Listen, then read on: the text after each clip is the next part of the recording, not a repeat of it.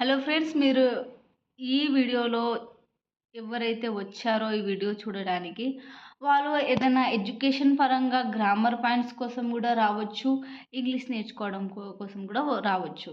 ఎవరైతే నా first class 1 video parts of స్పీచ్కి సంబంధించిన క్లాస్ 1 వీడియో చూడలేదో, నా వీడియో డిస్క్రిప్షన్లో వెళ్ళి చూసుకోవచ్చు. అందులో నేను కామన్ నౌన్, ప్రాపర్ నౌన్ గురించి అయితే నేను డీటెయిల్గా చెప్పాను. చాలామంది నౌన్ అంటే జస్ట్ నేమ్సే అనుకుంటారు, కానీ నౌన్లో కూడా చాలా రకాలు ఉంటాయని నేనైతే వీడియోలో తెలిపాను. ఎస్ఎన్ఎస్ పబ్లికేషన్స్ బుక్స్ నుంచి నేనైతే వీడియోస్ ఎక్స్ప్లెయిన్ చేస్తున్నాను. ఎవరి దగ్గర అయితే బుక్స్ ఉంటే ఎస్ఎన్ఎస్ పబ్లికేషన్ది ఇంగ్లీష్ బుక్ ఎవరి దగ్గర ఉంటే వాళ్ళు చూసుకోవచ్చు. సరేనా? సో మీరు జస్ట్ బుక్ చదవడమే కాకుండా వింటే కూడా మనకు చాలా బాగా గుర్తుంటాయి. సో అందుకని నేనైతే బుక్స్కి సంబంధించి వీడియోస్ నేనైతే చేస్తున్నాను. సో ఓకేనా, నెక్స్ట్ వీడియో స్టార్ట్ చేద్దామా? ఇక్కడ మీరు చూస్తున్నారు కామన్గా బాయ్, ప్రాపర్గా మనం ఏమంటాం రవి, ఇతని పేరు రవి అని ప్రాపర్గా చెప్తున్నాం. గర్ల్ లలిత, కంట్రీ ఇండియా. జస్ట్ కంట్రీ అంటే ఏ కంట్రీ అనేది తెలియదు, అదొక కంట్రీ అని అంటున్నాం. సో ఆ కంట్రీ ఏది? ఇండియా. సిటీ విజయవాడ. సో చూసుకున్నారు కదా డిఫరెన్స్ ఏమున్నాయో. సో నెక్స్ట్ వచ్చేసి మెటీరియల్ నౌన్ గురించి. Okay, a noun which is used to indicate things, metals, liquids, solids is called a material noun. So ఇక్కడ ఖనిజములు, మెటల్స్ అంటే ఖనిజములు కదా, ఘన ద్రవ అంటే లిక్విడ్స్, సాలిడ్స్ అంటే వాయు రూపాల్లో ఉండే వాటిని మనం మెటీరియల్ నౌన్ అంటాము. సో వీటి యొక్క ఎగ్జాంపుల్ అయితే చూసుకుందాం. మెటల్స్ ఏవి? మనం వేసుకుంటాం కదా, గోల్డ్, సిల్వరు. నెక్స్ట్ వచ్చేసి ఐరన్, కాపర్.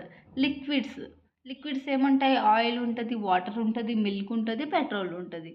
నెక్స్ట్ వచ్చేసి సాలిడ్స్, వుడ్.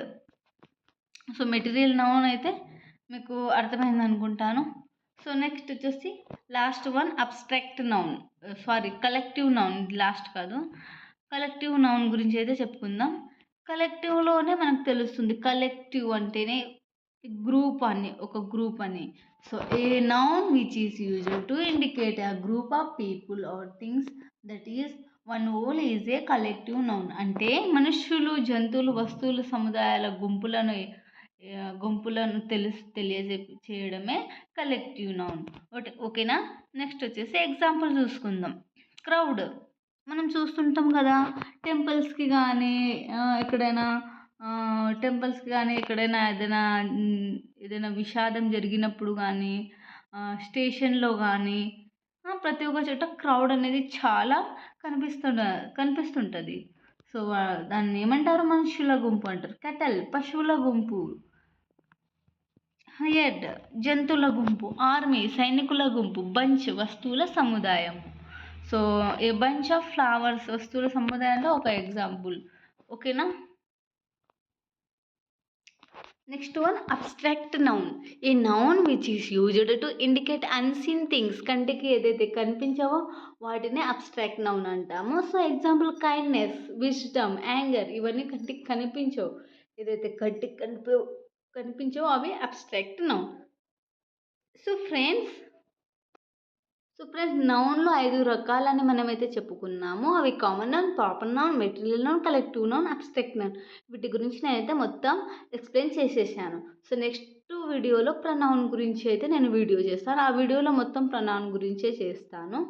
సో నా వీడియో నచ్చితే మీరు లైక్, సబ్స్క్రైబ్ చేయండి, కామెంట్ చేయండి. నా వీడియో ఒకవేళ ఏదైనా మిస్టేక్ ఉంటే మీరు కామెంట్ చేయండి, నేను ఇంకా మంచిగా చెప్పడానికి ఇంప్రూవ్ అవుతాను. సో సరేనా? సో నెక్స్ట్ ఎవరైతే ఇంగ్లీష్ వీడియోస్ కోసం చూస్తున్నారో, మంచి క్లాసెస్ కోసం చూస్తున్నారో వాళ్ళు కామెంట్ అయితే చేయండి. మేడం మీ వీడియో నచ్చితే మంచి కామెంట్ చేయండి. నాకు కూడా ఇంకా మంచి చేయాలని నాకు కూడా అనిపిస్తుంది. సో నా వీడియో చూసినందుకు థ్యాంక్ యూ ఫ్రెండ్స్. మరో వీడియోతో మళ్ళీ కలుద్దాం.